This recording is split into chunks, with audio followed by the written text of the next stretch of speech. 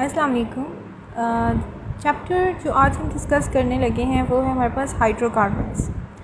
Hydrocarbons क्या होते हैं? They are compounds having carbon and hydrogen elements. इनके अंदर कार्बन होती है और हाइड्रोजन होती है as a main element. Broadly they are classified into aliphatic and aromatic. The word aliphatic comes from the Greek language. ये ग्रीक लैंग्वेज का एक वर्ड होता है aleiphar. Okay, what is the word? Aleiphar. Aleiphar का मतलब है oil. क्या मतलब है? Oil. And was given to the hydrocarbon that were obtained from the chemical degradation of fats. All hydrocarbons have no benzene ring and are classified as the aliphatic. Aliphatic वो होते हैं जिनके अंदर बेंजीन का कोई रोल नहीं होता, benzene ring नहीं प्रेजेंट होती, उसको हम कहते हैं aliphatic. On the other hand, hydrocarbons having at least one benzene ring, और जिसमें आपके पास बेंजीन रिंग होगी वो आपका होगा aromatic hydrocarbon. Okay. More recently, the alternative and systematic name of arenes have been used for them. So अब aromatic को हम क्या कहते हैं? arenes भी कहते हैं। क्या कहते हैं? arenes. The word arene has a suffix r which means aromatic, and ene comes from the 3 alphabets of benzene reflecting unsaturation. So इनके अंदर unsaturation होती है। okay? Unsaturation means that double bond is present in them. double bond हो सकता है या फिर triple bond हो सकता है।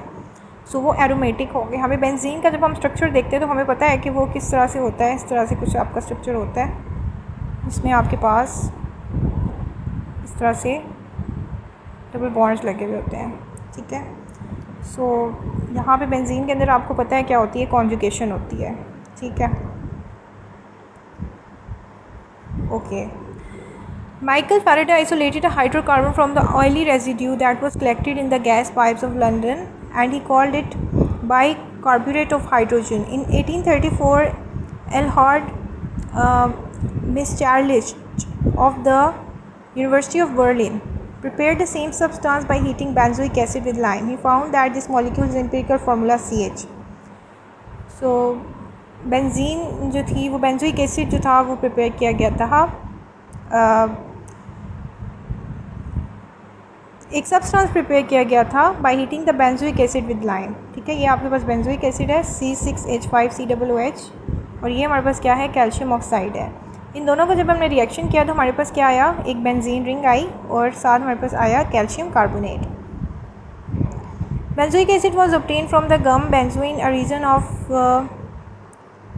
a region of balsam tree, Java island of Indonesia, so it got its name benzene, which later on become benzene. All compounds related to benzene and toluene are called aromatic hydrocarbons. The word aroma is a Latin word है, ये इसका मतलब होता है fragrance. Benzene and toluene are not particularly fragrant compounds themselves, however their origins come from pleasant smelling plant extracts. Later on it was investigated that aromatic hydrocarbons are not pleasant smelling, even some has harmful effects. They have unusual stability because of benzene ring, so the name aromatic was used for those compounds that are stable. All aromatic compounds must have at least one benzene. Aromatic की एक निशानी ये होती है कि that they are stable. They are stable. जो stable नहीं होंगे, ठीक है, जो stable नहीं होंगे वो हमारे पास aromatic भी नहीं होंगे। वो हमारे पास क्या नहीं होंगे? aromatic भी नहीं हो सकते। उनको हम नॉन aromatic की कैटेगरी में रखेंगे, बेशक उसके अंदर रिंग मौजूद हो, बट अगर वो स्टेबल नहीं है तो they are not aromatic. Okay, ये तो हमारे पास हिस्ट्री होगी। अब हमारे पास नेक्स्ट टॉपिक है नॉमेनक्लेचर ऑफ बेंजीन। नॉमेनक्लेचर किस तरह से बेंजीन का किया जाता है? अच्छा, नॉमेनक्लेचर के लिए बेंजीन हमारे पास ये मोनो सब्स्टिट्यूशन बेंजीन्स होती हैं। ठीक है, जैसे कि ये हमारे पास CH3 ग्रुप होगा तो हमारे पास टॉलुइन होगी। इथाइल बेंजीन होगी तो हमारे पास ये CH2 CH3 ग्रुप होगा तो इथाइल बेंजीन होगी। अगर ये वाला ग्रुप होगा तो स्टाइरीन होगी। अगर ब्रोमो बेंजीन होगी तो हमारे पास BR ग्रुप अटैच होगा बेंजीन के साथ, और बेंजोइक एसिड में COOH ग्रुप अटैच होगा।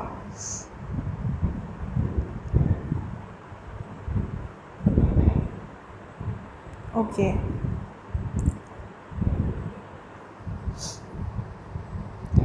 इसी तरह बेंजल्डिहाइड है हमारे पास। ठीक है, बेंजल्डिहाइड में CHO ग्रुप होगा। OCH3 जो है वो एनिसोल बनाएगा।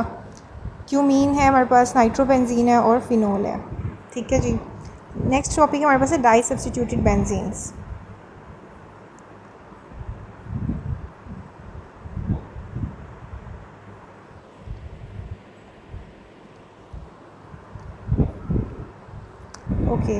1 second.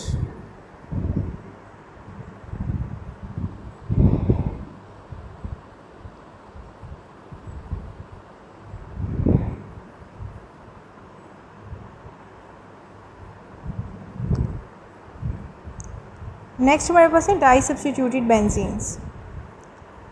Disubstitute benzenes, they have two substituents attached to the benzene ring and can show three positional isomers. For showing position of substituent in the benzene ring, we may use numbers or Greek words ortho, meta and para. The word ortho means straight, meta means after and para means beyond. So disubstituted benzene को भी लिखने के कुछ तरीके होते हैं.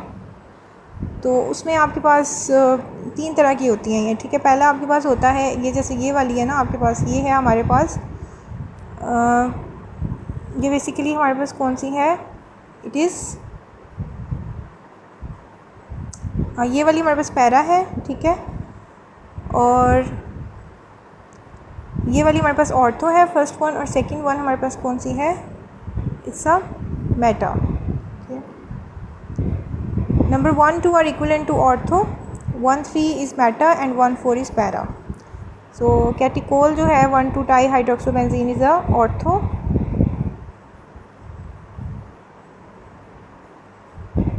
and this one is meta and this last one is parabenzene. So ये इनके तीनों के names हो गए. अच्छा, next हमारे पास है when one of the two substituents on the ring makes a special name to the compound such as toluene, phenol and aniline, we name the compound derivative of parent molecule. The substituent occupies position 1 on the ring position. The IUPAC system retains the common name xylene for the 3 isomeric dimethyl benzenes. जैसे ये वाले हमारे पास 3 structures हैं,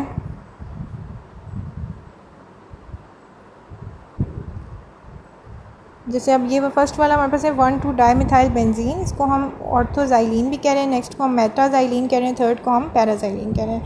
when neither group gives a special name we treat them in alphabetical order. 4 bromotoluene, 1 chloro4 ethyl benzene and 1 bromo 3 chlorobenzene. Okay. So nomenclature है, जैसे अब ये 1 first position में हमारे ब्रोमीन है, so 1, 2, 3, so it's 1 bromo 3 chlorobenzene. इस तरह से इसको नेम करते हैं.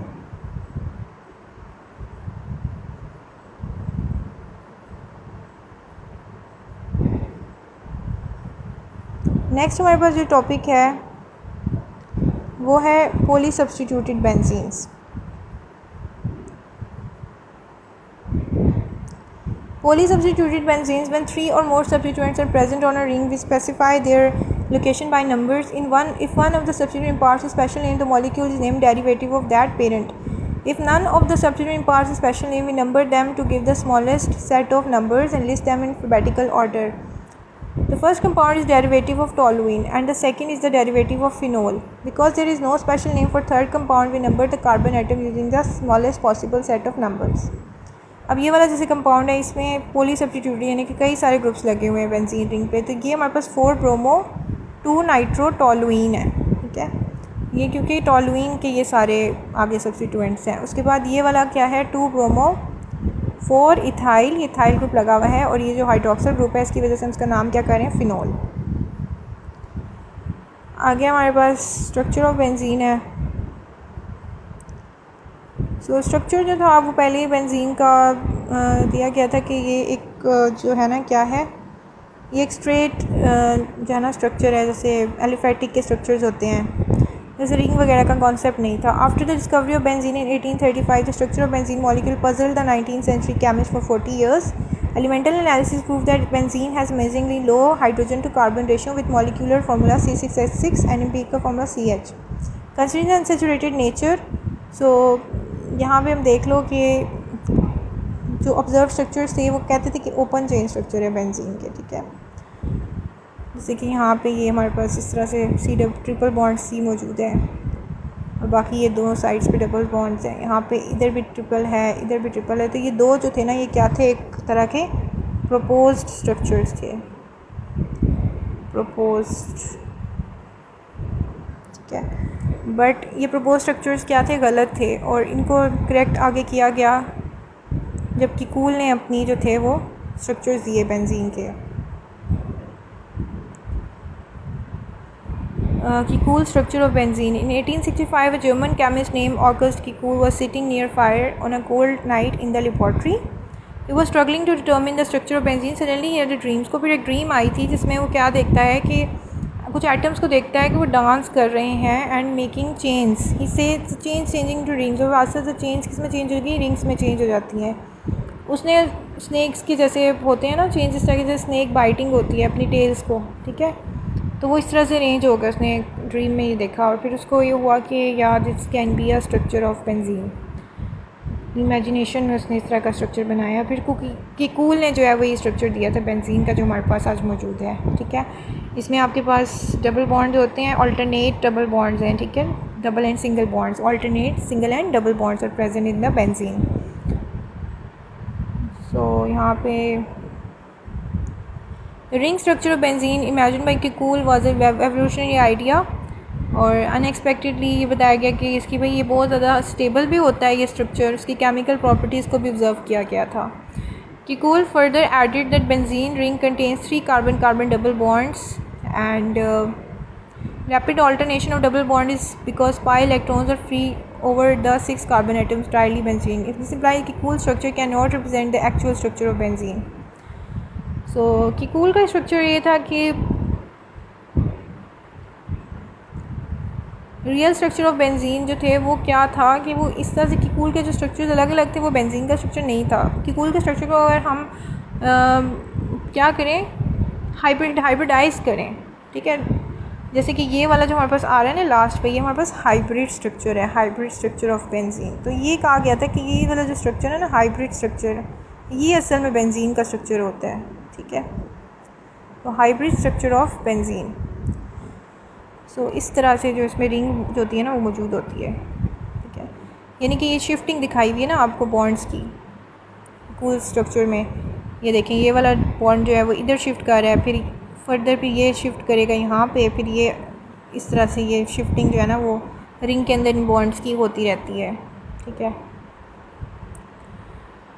अब हमारे पास नेक्स्ट टॉपिक है किकूल survival. किकूल proposal survived for years and was consistent with many experimental observation. His model was challenged for the few reasons. Why benzene does not react in the way alkenes do?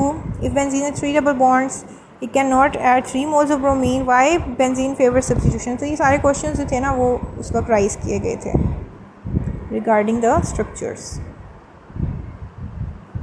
Okay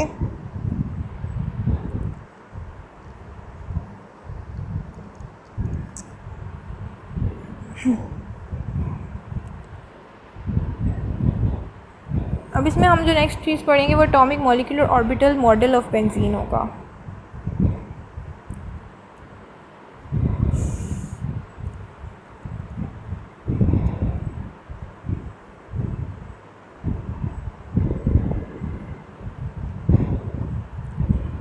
okay इसमें 1930s में Linus Pauling developed the concept of hybridization theory of resonance. These two concepts gave the first adequate explanation of the structure of benzene. The carbon skeleton of benzene forms a regular hexagon with CCC and HCC double bonds of 120 degree. sp2 hybridization होती है आपकी, ठीक है, और overlap जो है वो sp2 hybrid overlap होता है और सिग्मा बॉन्ड्स के दरमियान में और एक हाइड्रोजन के साथ sp2s ओवरलैप होता है, ठीक है, ये वाला एक ये वाला ओवरलैप हो रहा है। तो ये जो है ना इस तरह से 6 कार्बन्स ओवरलैपिंग करती हैं और इस तरह से एक जो है ना वो हाइड्रोजन्स के साथ भी फर्दर ओवरलैपिंग कार्बन करती है।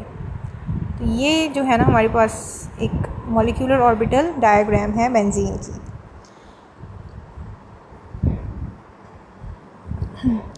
अब जैसे ये वाली देखें इसमें भी यही है कि आपका किस तरह से sp2 ओवरलैप करती है और sp1s ओवरलैप ऑफ हाइड्रोजन्स होते हैं, ठीक है। तो एंगल जो है वह यहाँ पे 120 डिग्री का एंगल बनाती है आपकी benzene.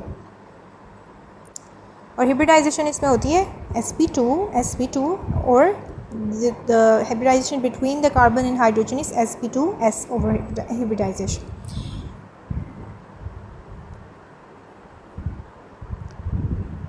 was determined experimentally that the bond length between the carbon atoms benzene molecules 1.39, which falls in between the bond lengths of carbon-carbon single bond, carbon-carbon double bond.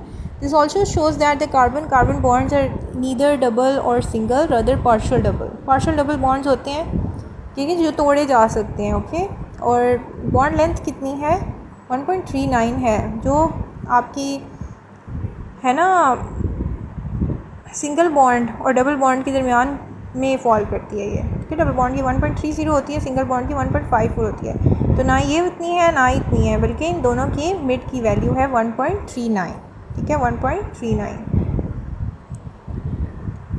Each carbon atom has a single unhybridized 2p orbital which contains one electron. These 6 2p orbitals lie perpendicular to the plane overlap to form a continuous pi electron encompassing all 6 carbons.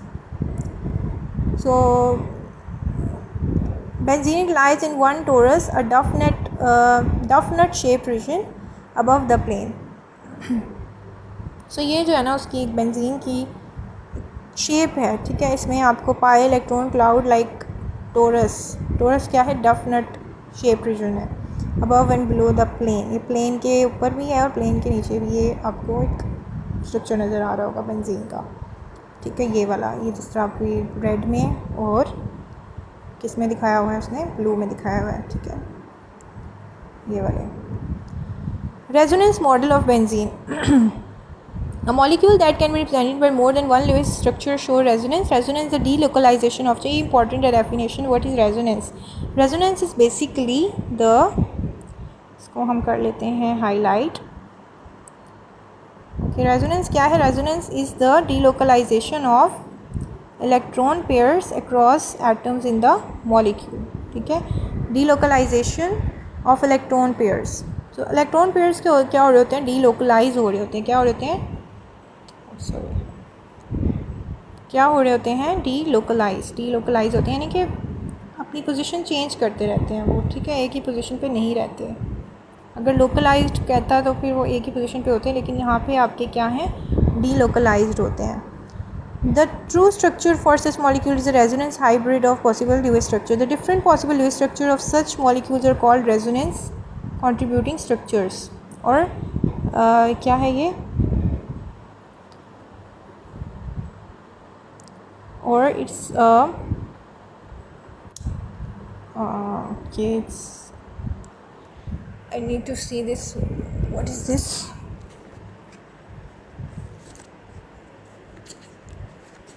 from the book just a second okay this is canonical structure what is this canonical structure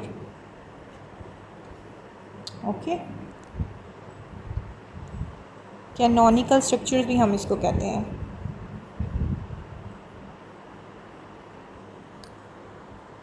okay the actual structure of benzene molecules is resonance hybrid representing an average of all the possible structures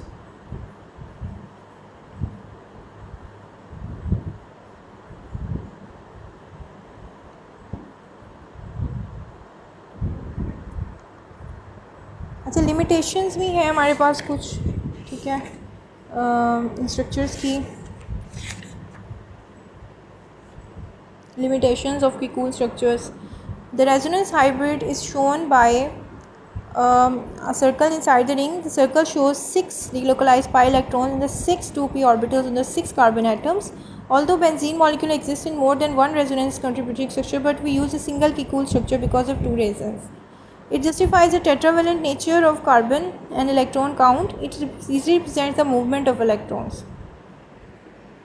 So, Kikull structure को हम इसलिए utilise करते हैं कि एक तो इसका ये टेट्रावेलेंट नेचर ऑफ कार्बन को भी दिखा देता है और दूसरी चीज़ क्या है कि ये मूवमेंट ऑफ इलेक्ट्रॉन्स को भी दिखाता है इस वजह से हम इसको यूज़ करते हैं एक्यूरेट स्ट्रक्चर जो था बेंजीन का वो जोहानस थाइल ने 1899 में दिया था he was the first chemist to propose the concept of partial valence concept ठीक है Werner Heisenberg describe the concept of resonance by applying quantum mechanics finally Linus Pauling develop resonance in 1933 तो 1933 में finally जो थी वो lines polling ने आपको resonance के स्ट्रक्चर्स बताया थे ठीक है ऑर्गेनिक मॉलिक्यूल्स को सप्लाई भी किया था Interesting information. Chemists from 19th century faced the challenge of determination of structure of benzene molecule, but ultimately addressed with the advent of quantum mechanics. In 1931, Linus Pauling was the first chemist who explained the concept of resonance. He concluded that benzene molecule is a resonance hybrid of many Lewis structure. His findings led to a suitable explanation for high stability. The concept of resonance integrated the structure of benzene molecule with his observational data. Okay. Now we have to discuss our next topic, that is resonance and energy of benzene.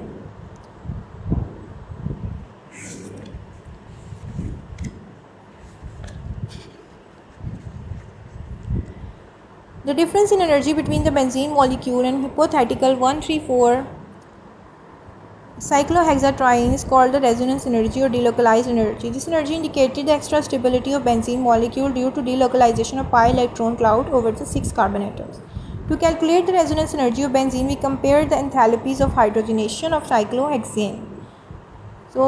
एक cyclohexane का structure है, एक cyclohexane का structure है, ठीक है। ये हमने हाइड्रोजनेशन किया। हाइड्रोजनेशन में आपको पता है कि that we convert an alkene को हम किस में कन्वर्ट करते हैं, बाय हाइड्रोजनेशन अल्केन में कन्वर्ट करते हैं, ठीक है। अल्कीन को किस में कन्वर्ट करते हैं हम, अल्केन में कन्वर्ट करते हैं, ठीक है। तो इसमें भी यही हो रहा है यहाँ पे। तो हमारे पास एनर्जी कितनी है, 1-120 किलो जूल पर मोल ऑफ एनर्जी, जो एक्सपेरिमेंटल वैल्यू है। Based on the experimental value, so 3 double bonds present हैं, तो इस तरह से तो 3 के साथ मल्टीप्लाई करें तो हमारे पास -360 आनी चाहिए। By contrast benzene is reduced only very slowly to cyclohexane under this condition. It reduce more rapidly when heated under high pressure. So वैसे जनरली बेंजीन की जो हमारे पास del H value enthalpy change है, हमारे पास कितना होता है, -208 किलो जूल पर मोल होता है एक्चुअल वैल्यू जो हमारे पास आती है। सो एक्सपेरिमेंटल से कई ज़्यादा वैल्यू है ये। तो उसकी रीजंस भी यहाँ पे थोड़ी सी बताई गई होंगी। The enthalpy of hydrogenation by per double bond vary somewhat with the degree of substitution. For cyclohexene del H is -120. If we consider benzene to be 1,3-cyclohexatriene hypothetical compound with alternate single and double bonds, we can expect its enthalpy will be -360. Instead, the enthalpy of benzene is -208. The difference of 152 is basically the present and experimentally observed value is the resonance energy. So वो कह रहे हैं कि -360 kilo जॉल पर मोल होनी चाहिए थी, but actual कितनी है, -208। सो ये उसने यहाँ पे थोड़ा सा हमें बताया हुआ डिफरेंस आ रहा है एनर्जी का। ये साइक्लोहेक्सेन है, जब इसको हमने हाइड्रोजनेशन इसकी की तो हमारे पास आया साइक्लोहेक्सेन, ठीक है, -120 किलो जॉल पर मोल। फिर उसके बाद 3 हाइड्रोजन्स आ गई तो -208 किलो जॉल पर मोल आया। फिर उसके बाद नेक्स्ट हमारे पास अगर डबल बॉन्डेड स्ट्रक्चर है तो उसकी जो है वो क्या है,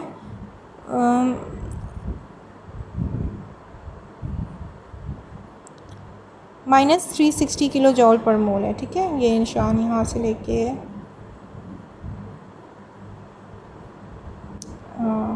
यस यहाँ से लेके यहाँ तक के लगा हुआ ना, तो -360 किलो जॉल पर मोल थ्योरेटिकल है। एक्चुअल कितनी आ रही है, -208, ठीक है। रिएक्टिविटी ऑफ बेंजीन, अच्छा ये जो चेंज आएगा एनर्जी का, this is all due to, आगे इसकी रीजंस मेरे ख्याल में नहीं बताई हुई। This is all due to the presence of resonance, ठीक है। रेजोनेंस स्ट्रक्चर्स हमारे पास प्रेजेंट है। रेजोनेंस होने की वजह से बेंजीन में वो जो एक नॉर्मली एक होती है ना डबल बॉन्डेड स्ट्रक्चर जो एल्कीन होती है, उसकी तरह वो बिहेव नहीं करती, ठीक है। और तो इस वजह से उसके अंदर क्या आ रहा है, चेंज आ रहा है।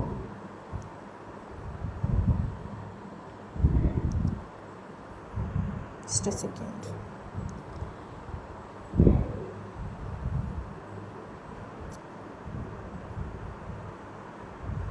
Due to the resonant structure of benzene, यानी कि बेंजीन जो है ना वो हमारी 135 साइक्लोहेक्साट्राइन नहीं है, हाइपोथेटिकली तो यही होनी चाहिए थी, यही थी, लेकिन जो ओरिजिनल है वो इस तरह का इसका रिंग स्ट्रक्चर है।